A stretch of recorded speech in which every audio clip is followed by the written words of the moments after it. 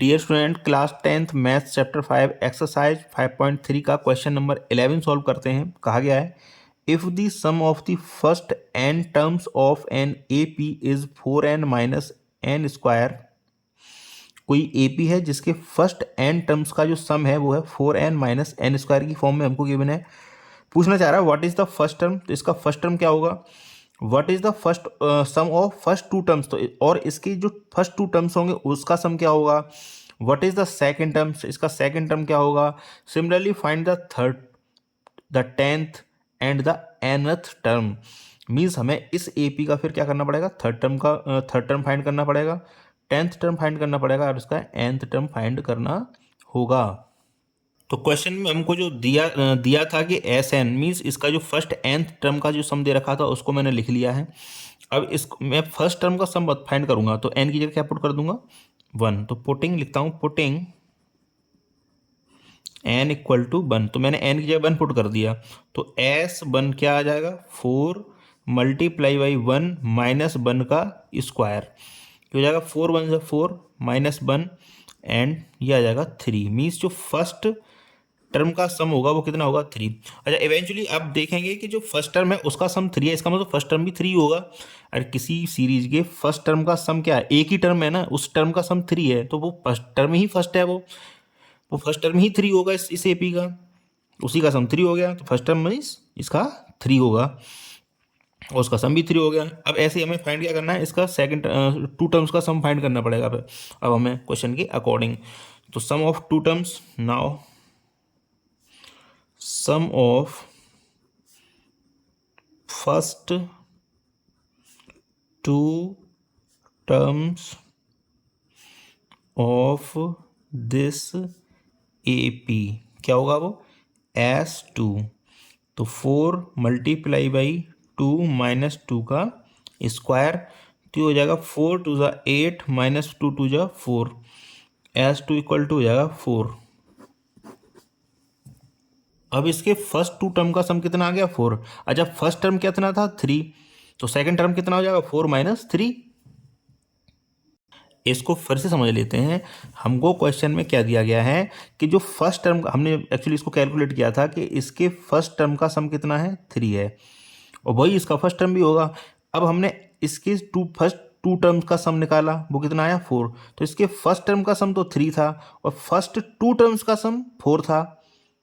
इसका मतलब क्या हुआ, इसका सेकंड टर्म कितना होगा 4 माइनस 3।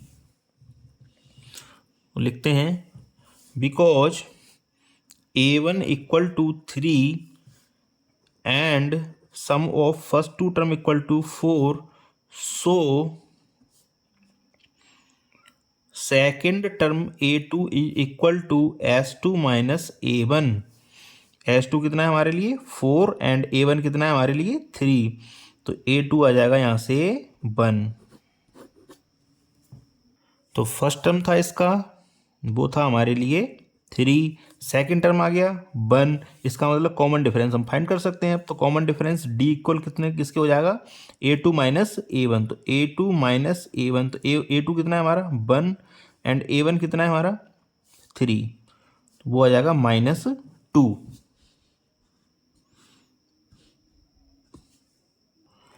तो इसका कॉमन डिफरेंस कैसे निकाला हमने, second term minus first term, तो सेकंड टर्म कितना था हमारा 1, फर्स्ट टर्म कितना आया था 3, तो 1 माइनस 3 कितना हो गया -2, तो D हमने यहाँ से फाइंड कर लिया।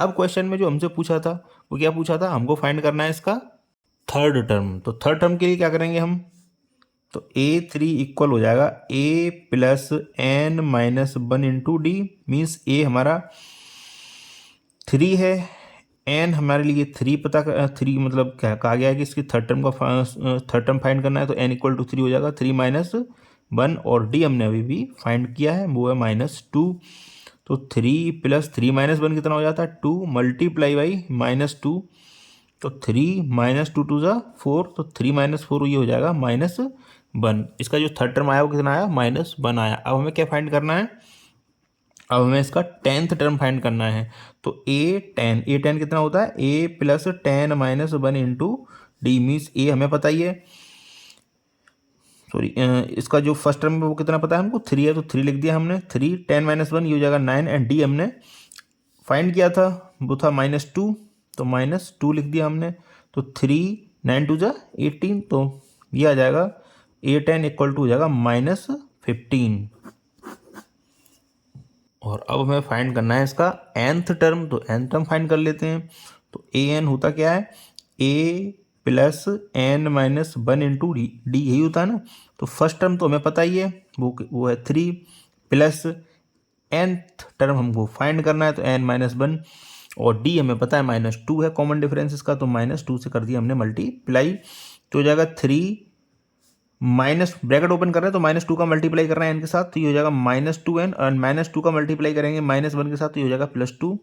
तो an यहाँ से आ जाएगा 3 + 2, ये हो जाएगा 5 -2n। तो इसका जो nth टर्म होगा वो होगा 5 - 2n।